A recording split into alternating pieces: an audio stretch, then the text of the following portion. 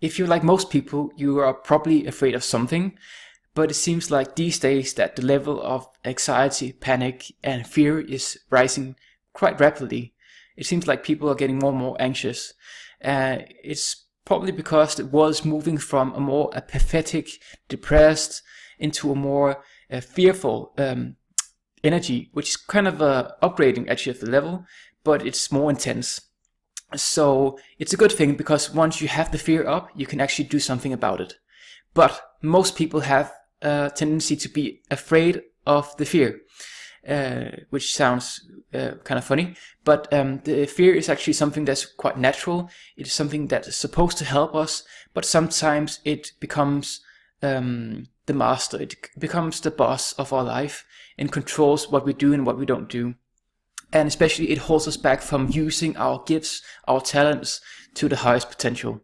So it's really important to talk about fear and how to address it, and how to be able to allow all feelings to be there without having them to push them away. Because what happens when we have resistance to a feeling, it usually happens that it stays, it sticks. So if we have resistance towards feeling the fear, it actually causes us to hold it close to us. It becomes attached. So if we just let the feeling, the energy of fear arise in our consciousness, we can also let it go just by allowing the feeling of the fear to be there. It's been estimated that a feeling has a 90 seconds effect on the body and the biochemistry, but if we try to push it away, we can sort of keep it stuck, so the fear keeps repeating itself. So if we sort of, like there's an old saying of count to 10 and then you'll be fine, count to 90 instead and you'll be fine, because then you'll move on to the next feeling, the next energy. And all feelings are just energy. Some are more intense, some you have more resistance to, some you even try to suppress, but the suppression just keeps it around. The resistance keeps it around. So instead of trying to keep the negative thoughts and negative feelings away and the positives close, which just push them away, you kind of want to just welcome all of them and just allow them to be there and let go if you can. You don't even need to let go, just need to allow them to be there, and automatically they will let go. Also, you have zero control. I often see that fear arises from the wanting to survive, of course, physically, but also in these days the wanting to control what's happening, not only to yourself but your children, your parents. You want to control the whole world, but you can't control anything. Like, imagine your digestion.